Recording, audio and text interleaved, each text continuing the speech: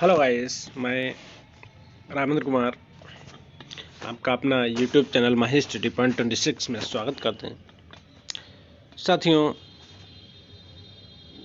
पहले तो मैं क्षमा चाहता हूं कि भी कुछ दिन के लिए यूट्यूब से थोड़ा डिस्टरबेंस के चक्कर में मैंने कुछ नहीं कर पाया। फिर एक बार अपने वही लय में स्पेशल इंटीग्रेट सिलेबस को टारगेट को लेते हुए अपने टारगेट पे आते हैं। तो जो साथी मेरे नए हैं वो वीडियो को लाइक करें, शेयर करें और चैनल को सब्सक्राइब करें। अपने साथियों को भी सेंड करें, इतना तो बनता है। साथियों, एक बात आपसे रिक्वेस्ट भी करना चाहेंगे कि एक वीडियो कंप्लीट करने में काफ़ी वक्त और टाइम लगता है, मेहनत लगती है, काफ़ी मेहनत लगती है। इसको देखते हुए बस आपसे एक अपेक्षा है कि आप फ्रेंडों को शेयर करें और चैनल को सब्सक्राइब करें। बस तो साथियों, इसी क्रम में आज मैंने एक इम्पॉर्टेंट टॉपिक इंटीग्रेट का फिगर ऑफ स्पीच, कुछ फिगर ऑफ स्पीच को लिए हैं, इनको डिस्कस करेंगे, इनको समझने की कोशिश करेंगे। तो साथियों, जैसा कि मैं आप लोगों को बताना चाहता हूँ कि इंटीग्रेट की वैकेंसी जस्ट आने वाली है। जस्ट कुछ ही दिनों में हमारा नोटिफिकेशन देखने को मिलेगा। इसकी तैयारी के लिए भी टाइम बहुत कम है, तो आप बेहतर होगा कि आज से ही लग जाएं, अच्छे से अच्छी मेहनत करें और एक सीट आप भी क्लियर करें। फिगर ऑफ स्पीच बहुत ही इम्पोर्टेंट टॉपिक्स है। इसमें कुछ वर्ड्स हैं, कुछ फिगर ऑफ स्पीच हैं जो बहुत ही क्लियरली आते हैं। साथियों, एक चीज़ और मैं आपको बताना चाहता हूँ कि जो भी अभी तक का एग्ज़ाम जितने भी होते थे वो वन लाइनर क्वेश्चंस होते थे। अब मोस्टली ऐसा नहीं होता है। आप टीजीटी पीजीटी को ले लें या एलटी ग्रेड, आने वाली एलटी ग्रेड के लिए आप पहले का टीजीटी, अभी 2021 टीजीटी का आप उठा लेंगे तो देखेंगे कि उसमें जब वन लाइनर क्वेश्चंस हैं वो नहीं आते हैं। अब तो तार्किक आने वाले हैं, तो उनमें हमें क्या होता है कि सीधे सीधे क्वेश्चंस जो पहले बनते थे, आजकल आयोग जो है वो क्वेश्चन को घुमा रहा है। तो इस सिस्टम को देखते हुए मैंने अब इसको एक नए तरीके से, यानी उसको पूरा का पूरा डिस्क्रिप्शन पढ़ना पड़ता है। अब इसीलिए जो क्वेश्चंस जैसे दिए हुए हैं उनमें अपने नए तरीके से क्वेश्चन बना रहा है, तो हमें पूरा देखना बहुत ज़रूरी पड़ता है। जैसे कि अपॉस्ट्रोफी लिए है, तो साथियों चलते हैं अपने टॉपिक्स पे। बिल्कुल अपॉस्ट्रोफी ली है, जैसे अपॉस्ट्रोफी है। अपॉस्ट्रोफी क्या होती है, पहले तो हमें ये समझना पड़ेगा कि वर्ड, ग्रीक वर्ड अपॉस्ट्रोफी जो है वो ग्रीक वर्ड से लिया गया। Turning away the final being is the sound. Apostrophe का है फाइनल बी इज साउंड, जिसका अपॉस्ट्रोफी का मतलब है, ग्रीक वर्ड में अगर समझे तो साउंड होता है। In and the exclamatory figure of speech as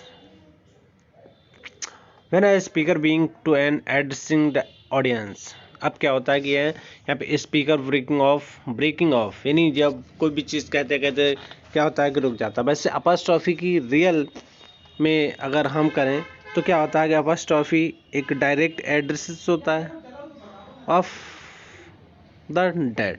apostrophe का मतलब होता है किसी जो व्यक्ति हमारे बीच में नहीं है, पर्सन्स हैं या डेथ हो गए या ऑप्शंस हैं, यानी थर्ड पर्सन की बात करता है और थर्ड पर्सन उनकी बात करता है। And the personified in object and ideas too. तो अपॉस्ट्रोफी क्या होती है कि जो एक डायरेक्ट एड्रेस करता है किसको, मरे हुए लोगों को, और या ऑप्शंस, या वो मेरे बीच में नहीं है, और the personified object and ideas. तो इसमें पर्सनिफाइड किसको, ऑब्जेक्ट को भी करता है, आइडियाज़ को भी करता है। तो ये हमारे लिए बहुत ही महत्वपूर्ण बनता है। तो इस चीज़ को हम ध्यान रखेंगे। तो जो अपॉस्ट्रोफी है वो क्या है, कि एक अपॉस्ट्रोफी एक ऐसा फिगर ऑफ स्पीच है जिसमें डायरेक्ट एड्रेस किया जाता है डेड अथवा जो हमारे बीच में नहीं है, या तो डेड पर्सन होगा उनको हम याद करके कोई बात को कहते हैं, या तो फिर एब्सेंस है, ठीक, या तो फिर ऑब्जेक्ट है पर्सनिफाइड किसी ऑब्जेक्ट या आइडियाज। पर्सनिफिकेशन में जो आइडियाज आती हैं उनको हम करते हैं। तो ये जो सामान्य जो डिफिनेशन आती थी उससे कहीं अलग हटके डायरेक्ट स्पीच या थर्ड पार्टी। देखिए अब यहाँ पे हमें ध्यान देने की बात है, क्वेश्चन उसमें क्या करता है कि तार्किक बनाता है, तो उसमें 4 ऑप्शंस ऐसे दे देते हैं जिनको हमें पहचानना मुश्किल पड़ता है। तो ब्रेक, जब कोई भी chance, it is the square when is the speaker break. Speaker क्या है, बोलते बोलते रुक जाता है, यानी अपॉस्ट्रोफी लगा देता है। अपॉस्ट्रोफी का मतलब ब्रेक होता है of the from addressing the audience, the audience को एड्रेसिंग करता है किसका, डायरेक्ट स्पीच। देखिए अब यहाँ से हमें ये देखना बहुत ज़रूरी है, speaker break of the addresses of audience in the direct speech of third party, यानी थर्ड पार्टी का मतलब ऑब्जेक्टिव थर्ड पार्टी का होगा, उसको जो third party such as the opposing legend of some other individual, sometime absence and scenes. Absence scene often addresses the personified abstract qualities and inanimate object। ये देखिए अब यहाँ से हमें बस क्या देखना है, ये चीज़ मुझे देखनी है। जी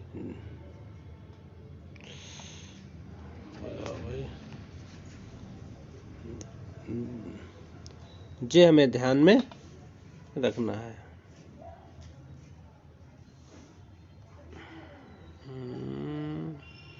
यहाँ से ले लेते हैं।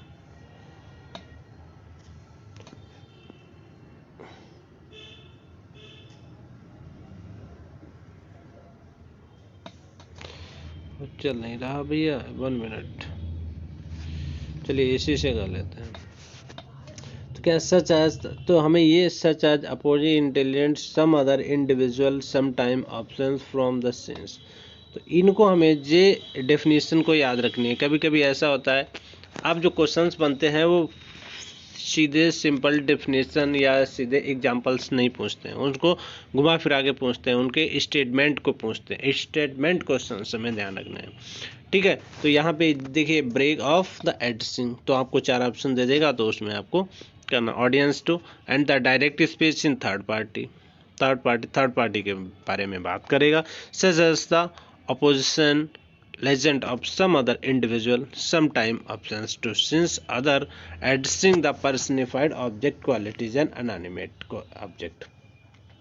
तो यहाँ पे ये हमारा बहुत ही महत्वपूर्ण बन जाता है, यही हमें देखने की है। उसमें 4 ऑप्शंस दे देगा कि पर्सनिफाइड करता है, अपर्सनिफाइड जो है वो पर्सनिफिकेशन में भी करता है, पर्सनिफाइड अब्स्ट्रैक्ट क्वालिटीज आइडियाज, अब पर्सनिफिकेशन में भी। तो हम यहाँ पर कंफ्यूज होने की ज़रूरत मुझे नहीं है। तो ये एक डिफिनेशन दे देगा और आपसे पूछ लेगा कि इसमें कौन सा फिगर ऑफ स्पीच या किस फिगर ऑफ स्पीच की डिफिनेशन है। The dramatic work and the poetry is written the translated into the English such as a figure of speech and introduced by the vocative examples, ठीक है। Poets apostrophe is the beloved and mused gods, goddess, love, time and other entity can respond in reality। तो हमें ये बस हमें यहीं पर ये जितनी जो अंडरलाइन किया हुआ ये हमें देखने की ज़रूरत है, यही है मुझे कंप्लीट करने की, बाकी सारा कंप्लीट करने की ज़रूरत नहीं है, ठीक है। इसके बाद फिगर ऑफ स्पीच की बात करते हैं तो आता है हमारा एलिट्रेशन। क्या होता है, एलिट्रेशन की बात कर लेते हैं। तो एलिट्रेशन क्या होता है, एलिट्रेशन क्या होता है, एलिट्रेशन क्या होता है, एलिट्रेशन एंड देयर एलिट्रेशन वो होता है जेंड द रिपीटेशन ऑफ वर्ड्स। क्या होता है, repetitions of words of some sound, एक वर्ड होगा वो वर्ड्स ऑफ सेम साउंड, उसी साउंड में वही वर्ड, और the repetition some letter and syllable, letter होगा और वो क्या होगा कि some letters or syllable at beginning the two or more words में रिपीट करेगा सेम साउंड सेम वर्ड, वो अलिटरेशन कहलाता है। ठीक है, alliteration is consist repetitions that identical in title the consonant sound होगा in succeed to close associated syllables, जो उसी से रिलेटेड होगा syllables। देखिए अब यहाँ से डिफिनेशन हमें करने की ये जरूरत है।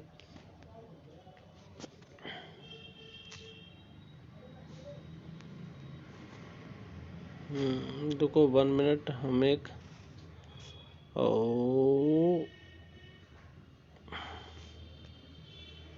साइज बड़ा कर लेते हैं। ठीक है, तो जो मेरा वर्ड्स है, अब यहाँ से हमें ये ध्यान रखने की ज़रूरत है कि एलिट्रेशन क्या होता है। Alliteration is the consonant and repetitional in identical consonant sound successive or clause in associated syllables within group words events and their spelled. जो इसकी स्पेलिंग्स होगी उसमें क्या होगा, रिपीटेशनल कंसोनेंट साउंड होगी, कंसोनेंट होगी, सक्सीव जो आगे, यानी कहने का मतलब ये है जो अलिट्रेशन होता है, एलिट्रेशन होगा वो सेम वर्ड्स और सेम सिलेबल की बिगिनिंग से आगे सक्सीव टू अ मोर वर्ड में सेम रहेगा, वो अलिट्रेशन होता है। बहुत सिंपल सी है, लेकिन क्या होता है कि हम कन्फ्यूजन रहते हैं। जैसे एग्जांपल्स में अगर हम देख लेते हैं, method looking of words effect alliteration is also called head rhyme of initial rhyme. तो हमें ये वर्ड्स हमें देखने को ध्यान रखने हैं। जैसे एग्जांपल में अगर हम्बल हाउस, तो यच इसमें भी है और एच इसमें भी है। ठीक है, तो इस टाइप से हम इनको याद रख सकते हैं। और इसमें कोई examples, alliteration from the Latin word, हाँ ये हमें देखना है कि अलिट्रेशन अगर पूछ लेता है कि अलिट्रेशन क्या होता है, alliteration is from the Latin word and Litera meaning of, जिसका मीनिंग क्या होता है, जिसका मीनिंग होता है लेटर मीन्स बाद वाला। ठीक है, इसका एलिट्रेशन का मीनिंग क्या होता है, लेटर होता है इन अल्फ़ाबेट की एक लेटर से होता है, वो क्या होता है कि वही रिपीटेशन सक्सीव करता रहता है। जैसे कि यहाँ पर हम देखें कि Peter picked and pack of pickling peppers, तो इसमें पी रिपीटेशन हो रहा है। It was the first coins in Latin dialogues of Italian humanist Govini. हमें इतना ज़्यादा डीप जाने की ज़रूरत है नहीं, जो बहुत ज़्यादा हमें डीप जाने की ज़रूरत, बस हमें इतना सा वर्क ध्यान रखना है, जिसको याद करना है बस, और ज़्यादा पढ़ने की ज़रूरत नहीं है। देखिए हमने जो PDF ली है, PDF तो बहुत है, अगर आपको पढ़ना चाहते हैं तो PDF कमेंट बॉक्स में अपना नंबर कीजिए और मैं PDF आपको सेंड कर दूंगा। एनोमेटोपोइया क्या है, is always in the American English the proceed of creating the word in phonometical call imitates, resembles and suggests a sound that it is that describes, such as the word itself is also called the onomatopoeia। onomatopoeia क्या, वैसे तो हम अभी तक ये पढ़ते आए हैं कि इन onomatopoeia sound suggest meaning और सेंस, ऐसे कि जैसे किसी वर्ड्स या अनएनिमेट ऑब्जेक्ट या किसी बर्ड या पक्षी या एनिमल्स के साउंड को हम डिस्क्राइब करते हैं। बट क्या है, यहाँ पे डिफिनीशन अलग होती है, तो हम कन्फ्यूजन में रहते हैं और उसको पहचानने में हमें जो दिक्कत होती है। तो इसकी जो डिफिनीशन है वो अलग है। The proceed creating word phonometical call in resemble, एक वो रिसेंबल्स। अब आपको 4 वर्ड दे देगा भैया, उसमें आपको ओनोमेटोपोइया है, 4 वर्ड में दे देगा कौन सा करेक्टरिस्टिक इसका नहीं है। आप तो इसमें जो हमें ध्यान रखना, सजेस्टिव ऑफ साउंड होती है, दैट इज डिस्क्राइब। तो ये डिफिनेशन हमें दे देगा, तो फिर पूछ लेगा कि इसमें ये डिफिनेशन किसकी है, तो फिर ओनोमोटोपोइया की हो जाएगी। Such as the word itself is called the onomatopoeia. Common onomatopoeia include the animal. देखिए बहुत इंपॉर्टेंट, देखिए एक एक वर्ड जो इसमें दिया हुआ है वो बहुत ही महत्वपूर्ण दिया गया। ये डिफिनेशन सामान्य बुक्स में नहीं आपको मिलेंगे। Such onomatopoeias include animal noises of एस, ऑक, म्याऊ, रोर एंड चीफ। तो ये किसी न किसी एनिमल या वर्ड्स की साउंड है जिनको हम इंक्लूड कर लेते हैं। तो आई थिंक ये तो नहीं आने वाले हैं। कभी कभी होता है कि इसके साउंड, इसके मेन डिफिनेशन को समझना मुझे बहुत ज़रूरी है। Onomatopoeia can the different between the languages. दूसरी लैंग्वेज की बात करते हैं। It is the confirm that some is texted of the borders in linguistic system. तो ये हमारे काम का नहीं है, तो इसको हम स्पेनिश, बस यहाँ से देख लेना है। English trick, Spanish and Italian show नहीं, छोड़ो, ये हमारे काम का नहीं है, तो फिर हम इसे निगलेक्ट करते हैं। हमें वही चीज़ पढ़नी है जो मेरे एग्ज़ाम के लिए आने वाली है, अदरवाइज हमें नहीं करना। अब शार्कसम क्या होता है? शार्कसम ये क्या होता है? It is the direct attack. ये क्या होता है कि ये डायरेक्ट अटैक करती है। And the author saying the what is mean. आप जो क्या कहने का मतलब है कि ये एक ऐसी फिगर ऑफ स्पीच है जिसमें डायरेक्ट अटैक किया जाता है।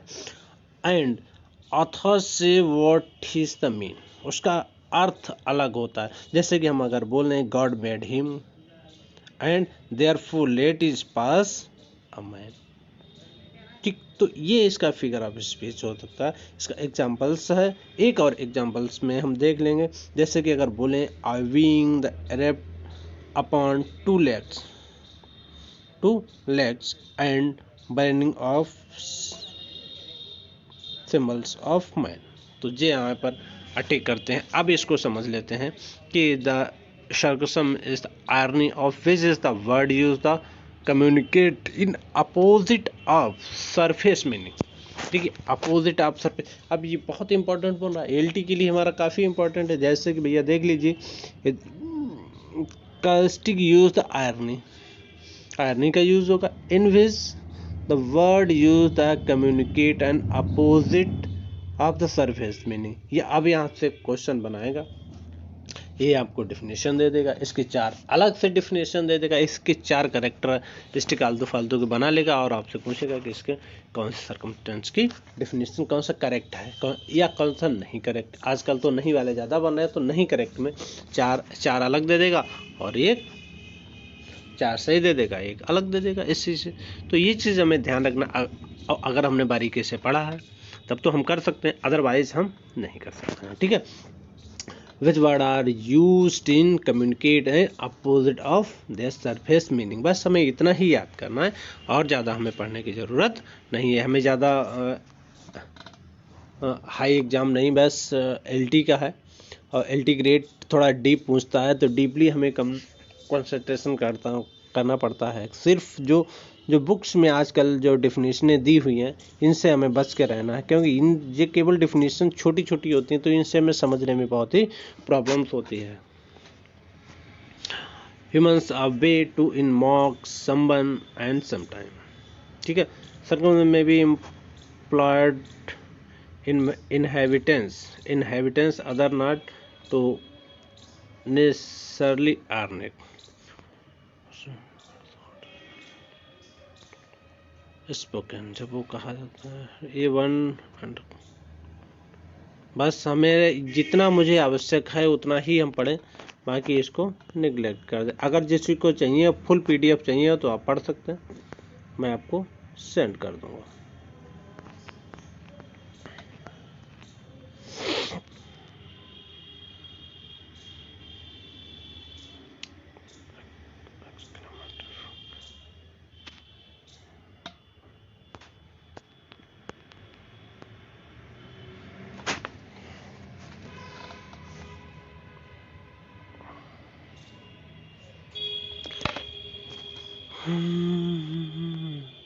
ऑक्सीमोरन, ऑक्सीमोरन की बात करते हैं। ऑक्सीमोरन क्या होता है? Oxymoron figure of speech two opposite word and ideas are putting together. इसमें क्या होता है कि टू ऑक्सीमोरन में हमें ये ध्यान रखना है कि जो टू वर्ड्स होंगे, टू अपोजिट आइडियाज, ठीक है, इसमें केवल फिगर ऑफ स्पीच हम केवल डेफिनेशन देखेंगे, बाकी नहीं।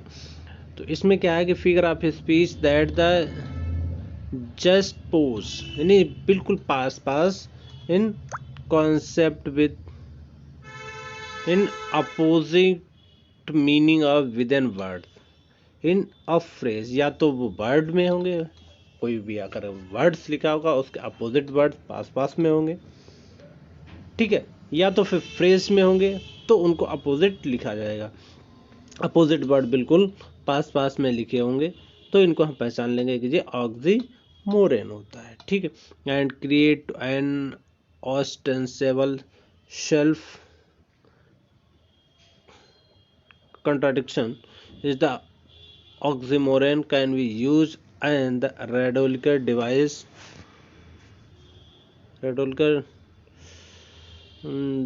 as the illuminous and rhetorical points paradox। Paradox क्या मतलब होगा कि उसके मीनिंग को ही अपने आप काट रहा। मोर जनरल मीनिंग, बस हमें इतना ही ध्यान रखना है। तो हमें मेन चीज़ ये याद रखनी है कि just and opposite meaning with in words and phrase creating, तो हमें मेन ये रखना है, बाकी नहीं, बाकी ये सब हमें कोई काम का मेरा नहीं है।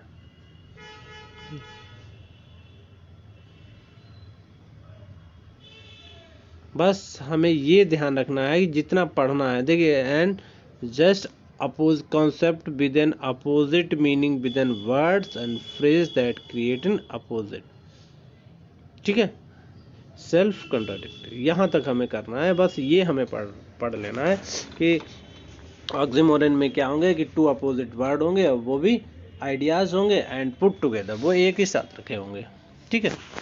बस हमें ये ध्यान रखना है। हाइपरबोल तो सबको शायद सभी ने पढ़े हैं कि हाइपरबोल क्या है। In aggression of over statement and then asking made the greater impression. ऐसा होता है कि इसमें ओवर स्टेटमेंट होते हैं कि किसी बात को बहुत ही बढ़ा चढ़ा कर कहना।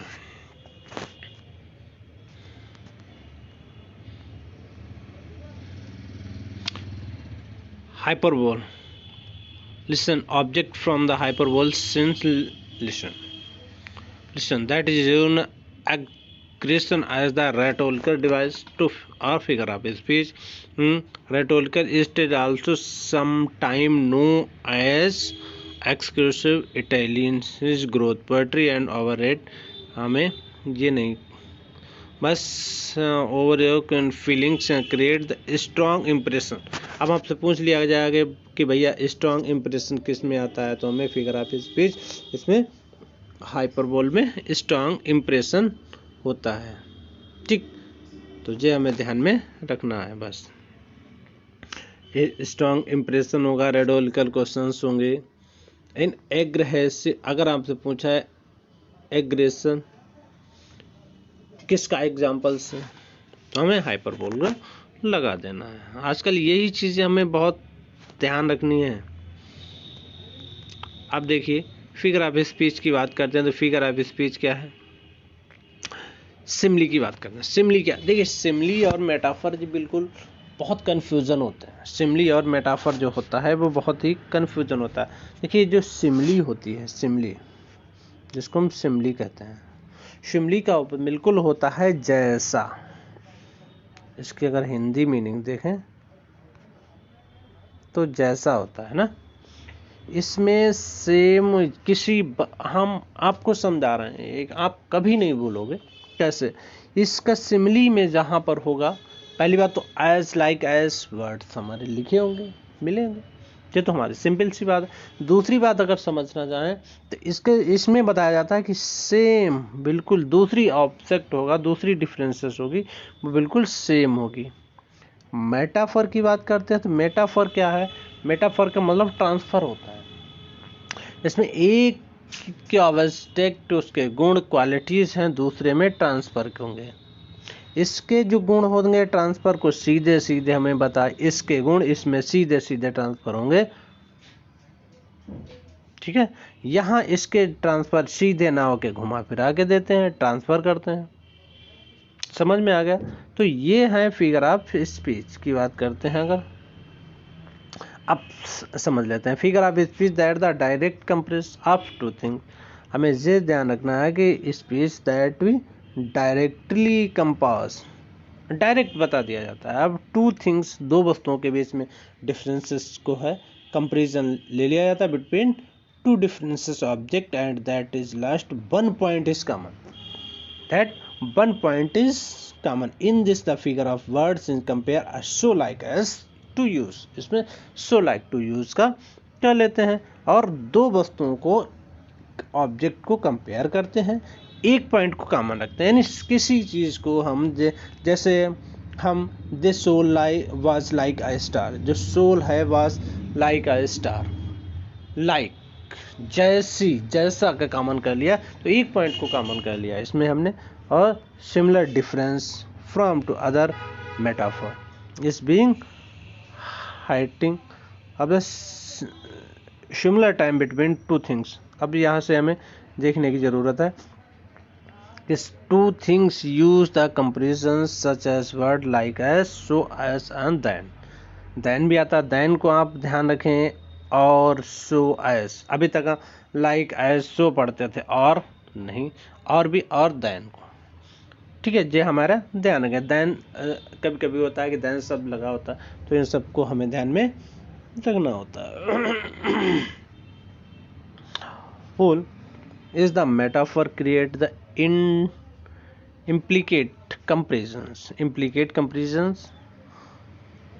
in some tangles. This description event to in on words similarly derived to Latin word है similars। Latin word है similar से लिया गया, similar word in simile in is similar से बना, and whole metaphor derives from the, जो metaphor है वो डिवाइस फ्रॉम ट्रांसफर से लिया गया है, ठीक है। मेटाफर, हम मेटाफर की बात कर लेते हैं। Metaphor is the figure of speech that the rhetorical effect the direct refers and one things. Direct attack करेगा, वट क्या होगा कि one things by the maintaining other, दूसरे में एक का गुण दूसरे में मेंटेन करेगा। जैसे love is spice of life, एक लव है वो क्या है, is the spice of life. Spice life, एक चीज, इसमें ऑब्जेक्ट होना बहुत जरूरी है। एक चीज आप कॉमन समझ लीजिए, इसमें किसी चीज को ट्रांसफर, इसमें स्पाइस को ट्रांसफर, लाइफ को स्पाइस में लाया गया और लव को भी स्पाइस, तो दोनों लाइफ और लव को कंपेयर कर लिया गया। तो यहाँ पर फिगर ऑफ स्पीच क्या है, मेटाफर बन जाता है। Instead directly refer to one thing and maintain to other, एक से दूसरे में मेंटेन किया जाता है। इट में provide upscaling of identify hidden similarities between two different ideas. इसके डिफिनेशन हमें बहुत अच्छे से पढ़नी है, कायदे से पढ़नी है। अगर नहीं समझ में आ रही तो आप एक बार पुश पॉज करके इसको हम पढ़ सकते हैं। That the similar between two different ideas metaphor are the is compared with other type of figurative language such as क्या है, antithesis, hyperbole, maintenance, similarly one at the as common creator examples of a metaphor English literature some as all the word is stage, all the word is stage, पूरे संसार को एक create किया गया, किसमें transfer किया, स्टेज के रूप में ट्रांसफर कर दिया गया, ठीक है। एज यू लाइक इट में मेटाफर। आई होप हमको समझ में आ रहा होगा। इसके बाद हम पन देखते हैं। कुछ फिगर ऑफ स्पीच आज देखेंगे, कुछ अलग देखेंगे, क्योंकि टाइम बहुत कम है, कंप्लीट ज़्यादा कराना है। तो साथियों जल्दी इसको कंप्लीट करा लें 2 दिन के अंदर। एक वीडियो अगले वीडियो में, नेक्स्ट वीडियो में मैं आपको सारे के सारे फिगर ऑफ स्पीच प्रोवाइड कराना। सो प्लीज़ वीडियो को पूरा कंटिन्यू देखें और अपने मित्रों को भी शेयर करें। The pun is also known as the paronomasia is from the word play, जिसका मतलब क्या होता है? प्ले वर्ड प्ले या प्ले वर्ड, यानी जो पन होता है वो वर्ड है, प्ले वर्ड कहा जाता है। Play upon words, it words are use such a way and different meaning and creative honours administration of surprise extent multiple meaning of term similar sound होगी and the intended of humbles in rhetorical effect होगा उसका, and that the ambiguities can be arise from internal use in phonometric। तो ये आपको differences दिए हैं। पन is different from the मेलाफोरिज्म, तो ये इसके अलग अलग टाइप्स दिए गए, इनसे हमें कोई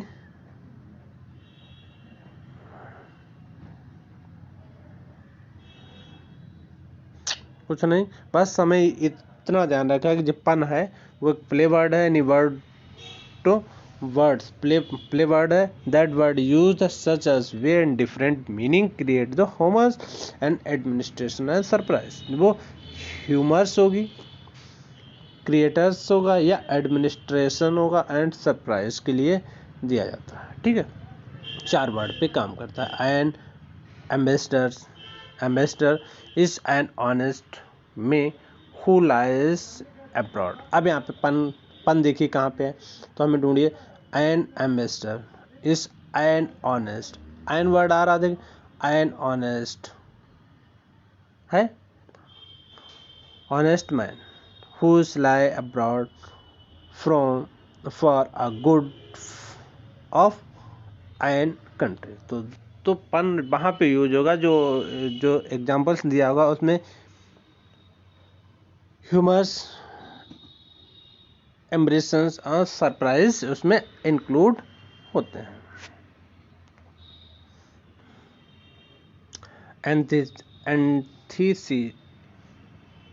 एंटीथेसिस क्या है? ग्रीक सिटिंग अपोजिट, इसका मतलब होता है ग्रीक सिटिंग अपोजिट आइडियाज। इसका एंटीथेसिस की अगर डेफिनेशन देखें, is an antithesis one words और ideas set against to other square of effect contest in balancing. अब क्या होता है कि एंटीथेसिस का मतलब होता है कि जो हमारा वर्ड्स दिया होता है इसमें क्या 2 पैराग्राफ या फ्रेज में दिया होता है। क्या होता है कि फ्रेज दिए होंगे, 2 फ्रेज दिए होंगे और अपोजिट आइडियाज उसमें दोनों के लिखे होंगे। और ऑक्सीमोरन में क्या है? ऑक्सीमोरन में 2 वर्ड्स होते हैं, वो अपोजिट रखे होते हैं। और एंटीथेसिस में 2 फ्रेज के रूप में, फ्रेज या सेंटेंस के रूप में होंगे। 2 फ्रेज या सेंटेंस होंगे, वो दोनों उनका अर्थ जो होगा अपोजिट निकलेगा। बस हमें ये ध्यान रखना है। सिटिंग अपोजिट फ्रॉम against, तो it is used to write and such as the prepositions than content। अब भैया प्रीपोजिशन की बात करते हैं। कभी कभी ऐसा होता है कि जो चीज़ हम नहीं पढ़ते हैं, बाई चांस हम नहीं पढ़ते हैं, देखिए सामान्य चीज़ें तो सबने पढ़ रखी हैं, लेकिन विशेष चीज़ कोई नहीं पढ़ता। जब जो चीज़ छोड़ देते हैं वही एग्जाम्पल अगर एग्जाम में आती है तो हमारे लिए कहीं ना कहीं प्रॉब्लम खड़ी कर देती है। Then reverse of same proves the maintain and prepositions when in the prepositions to introduce together construct in effect that based on long phrase or term। this is the based on the phrase or term। अब यहाँ पे पहले आप समझ लीजिए कि जो हमारा एंटीथेसिस होगा वो लॉन्ग फ्रेज या टर्म में होगा, जो बेस्ट होगा उसमें। या तो कहीं कभी कभी ऐसा होता है कि दोनों को हम फिगर आप उससे प्रीपोजिशन से ऐड कर देते हैं, नहीं अगर प्रीपोजिशन से तो दोनों को फ्रेज या सेंटेंस में दोनों के अपोजिट आइडियाज रख देते हैं।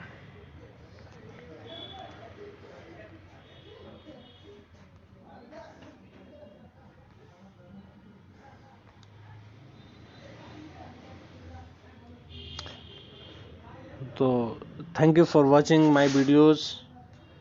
Thank you, thank you, thank you. 1 minute और कुछ रह गया है तो वो भी देख लेते हैं। Antithesis can be defined figure of speech. चलिए, जिस भाई को PDF चाहिए हो तो वो हमसे कांटेक्ट कर ले। Okay, thank you for watching my videos.